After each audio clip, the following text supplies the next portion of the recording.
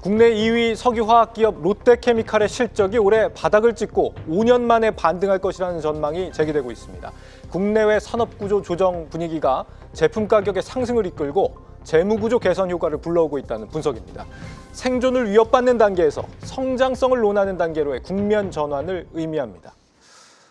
마켓 딥다이브 고용욱 기자와 알아보겠습니다. 고 기자, 이 롯데케미칼이 석유화학 기업 중에서도 중국 저가 공세 타격을 특히 좀 크게 받는 기업이었다고요? 맞습니다. 롯데케미칼이 이제 경쟁사보다 범용 제품의 비중이 좀 높았기 때문인데요. 네. 최근 발표한 지난해 실적을 보면은 매출은 18조 8천억 원, 그리고 영업 손실 9,400억 원을 기록했습니다. 특히 이제 연간 영업 손실의 절반 가량이 4분기에 발생을 했습니다. 이게 왜냐하면 지난해 이제 10월 가동을 시작한 인도네시아의 LCI가 이제 그 가동 효율화와 안정화 같은 이 작업을 하면서 초기 비용이 크게 발생했기 때문인데요. 네. 지금까지 이제 롯데케미칼은 범용 제품의 비중은 줄이고 또 이제 경쟁력이 좀 떨어지거나 아니면 좀 불필요한 자산은 매각하는 방식으로 이제 구조조정을 진행을 해왔고요. 이제 정부 주도의 업계 개편 1호안도 이제 결과 발표가 임박했습니다. 석유화학 구조조정한다는 내용을 지난번에 한 차례 좀 발표하지 않았습니까? 이게 네. 앞으로 뭐가 남은 거예요? 일단은 그 1호안에 대해서 좀 말씀을 드리면은 네. 그 이제 지난해 말 이제 그 이제 정부 이제 자구안을 발표를 했죠. 이제 롯데케미칼과 현대케미칼이 이제 나프타 분해 설비 NCC를 통합한다가 이제 제목이었고, 그다음에 네. 결론적으로 이제 2개 중 1개는 폐쇄가 됩니다.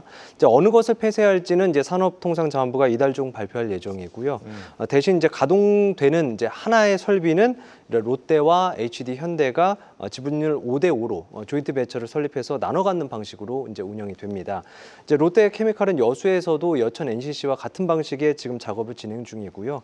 유안타증권은 이 구조조정으로 인해서 NCC와 범용 폴리머의 이 캐파가 연산 2천만 톤에서 670만 톤으로 줄어들면서 이제 사업 가치가 13조 원에서 6조 2천억 원으로 낮아진다고 분석을 했는데요.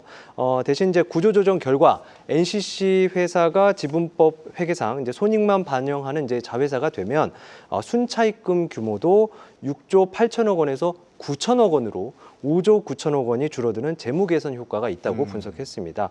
또 여기에 대해서 이제 신영증권은 올해 이제 롯데케미칼 구조 조정으로 약 2천억 원 수준의 영업 적자가 제거될 것으로 기대하기도 했습니다. 네. 재무구조 개선이 기대가 된다라는 건데 네. 급한 불은 끄겠지만 업황이 근본적으로 좀 개선이 돼야 되는 상황이 아닌지 좀 네. 나아지고 있습니까, 업황은?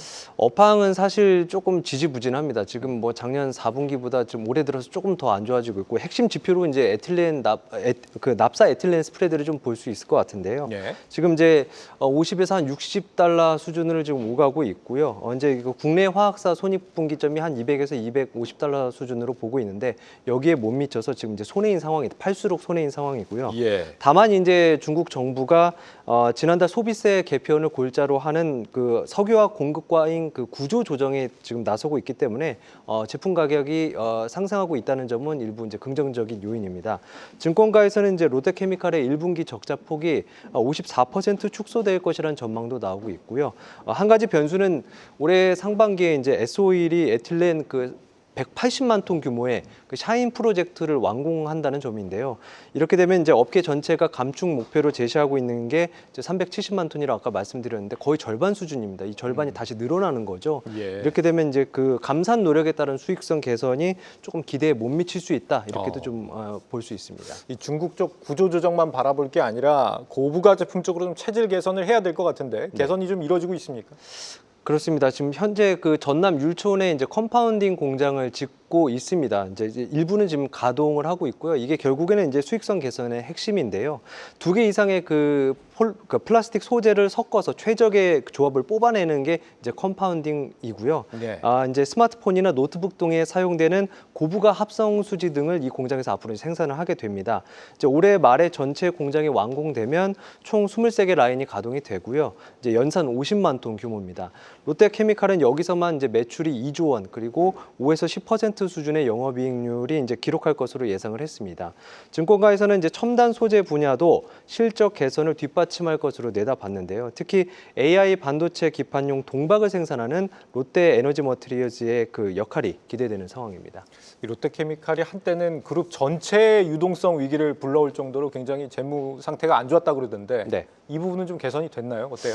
맞습니다. 그 2년 전이었죠. 2024년 말께였는데 그 이제 시중은행들이 그 롯데케미칼 그 회사채 관련해서 EOD가 발생하면서 기한이익 상실이 발생하면서 뭐 사달이 났었죠. 한마디로 말씀드리면 네. 뭐 그룹 전체의 유동성 위기까지 불러일으켰었는데 결국에는 이제 시중은행들이 당시에 이제 롯데월드 타워를 담보로 해서 이제 지급 보증을 서면서 이제 유동성 위기가 이제 일단락이 됐었고요.